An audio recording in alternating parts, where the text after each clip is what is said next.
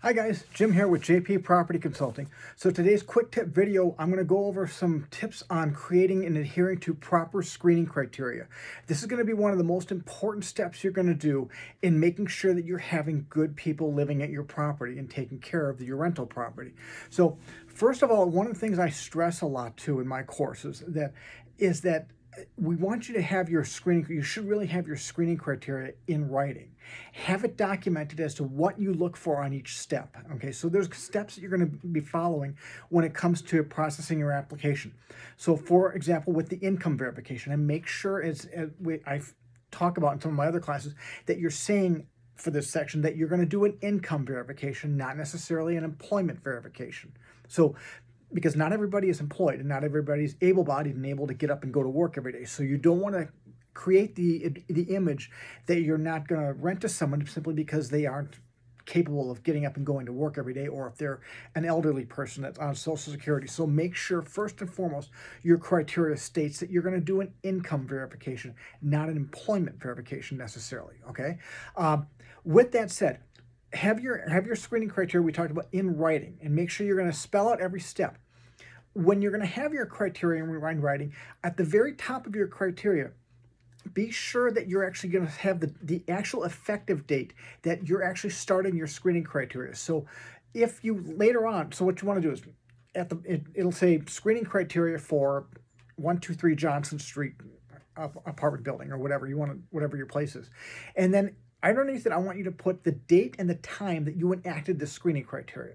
So that's going to be important, because then later on, let's say, a year down the road or 6 months from now, you decide one day, you wake up and you have an epiphany and you decide, I don't think I like the idea that I'm requiring everybody to make 3 times the rent. I want to change it to 3.5 times the rent. You can do that, but just make sure you're going to document on there when that new screening criteria is effective. Save that as a new file with the date and the time, with the date in the file, the file name, and then you have the date and the time at the very top of your screening criteria, so you have it documented when you enacted that screening criteria. That's going to be important, because if down the road, let's say you had somebody who was of a protected class, and they came in and looked at an apartment, and you told them it was 3 times the rent that they had to make, right? And now, let's say a couple days later, after you've had that epiphany, and you decide, let's say you want to go the other direction, and you decide, you're laying in bed one night and you said, what, I want to make it 2.5 times the rent instead of 3 times the rent. Now, a couple days later, instead of it being somebody who was of a protected class, someone who comes in and maybe they look sort of like me, right? Now, that person comes in and you tell them, oh, my income verification, my criteria is 2.5 times the rent. If those were 2 shoppers, HUD shoppers, it makes it look like you're trying to loosen up the screening criteria because of how I look, right? So make sure you're going to document when you enacted that particular screening criteria. You're going to put the date and the time whenever you change that on there, and then save that as a new file. That's important to do, okay? So we talked about the income verification. Make sure you're going to do that. You specify what you're looking for on your income. So if you want your income verification to be it needs to be sustainable, legal, and verifiable income. Okay, so if you are going to say we don't want your income to be something that's permanent, okay, make sure you're going to specify that in there. That this needs to be permanent.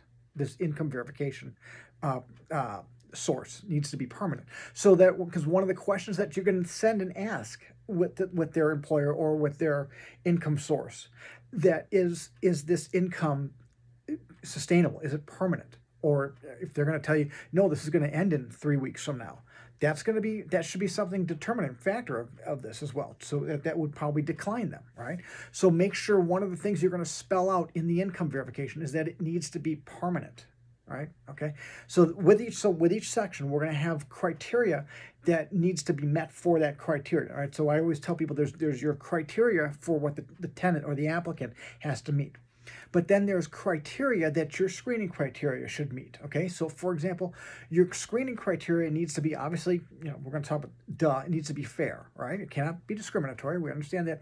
And it needs to be consistent, okay? So when you talk to people, you don't want to be saying things like, well, I usually call your previous landlord, or I sometimes will do this, or I sometimes will do that. Your your verbiage when you talk to people, it's we always do this. You don't want to ever come out and try to say that, you sometimes do this, or you may do this, or you may do that. So if your screening criteria says something like to the effect of, we may contact your previous landlord, you want to make it as you will contact their previous landlord, right? Or you will not. You either are or you are not. If there's a reason why you're not going to contact them, or you will contact them, like for example, if you may say something like, well, what I mean is that if they aren't living at their current place, if they weren't with their current landlord for more than a year, then I go and contact their previous. Spell that out in your screening criteria. Say that. Say, if your current landlord or your current housing situation is less than 12 months or less than 24 months or whatever you want to put it at, then we will contact then we will need a previous housing reference as well. So make sure you're going to specify if you're going to go, again, if you're going to kind of go beyond the norm, okay, if you're going to go outside of what you normally would do, explain why, right? Because you haven't been at your place for more than a year.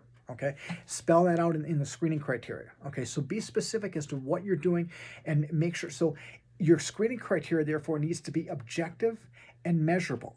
It cannot be things that says things like must have good rental history. What does that mean? That doesn't mean anything. That you can't measure good rental history, or you may as well say must make plenty of money.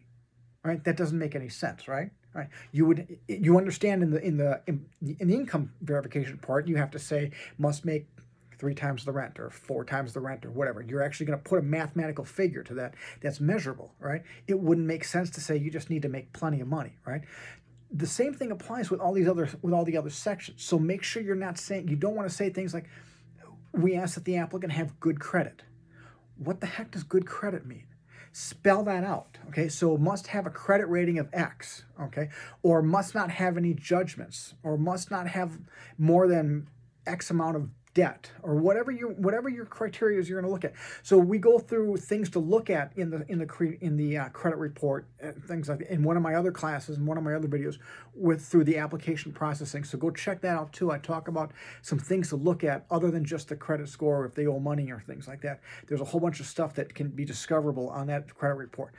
Spell that stuff out, what you're looking for and what you're going to look at. Okay. So same thing with the criminal history.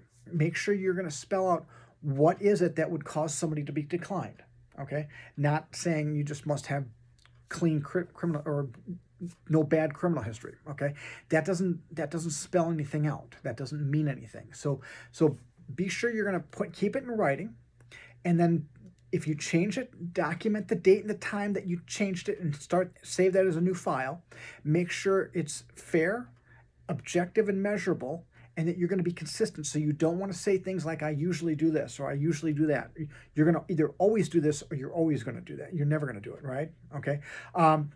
You don't want to say things like, applicant may be declined because of da-da. It's either if they don't meet your screening criteria, they don't meet your screening criteria. They will not be declined. There's no ifs, ands, or buts about it.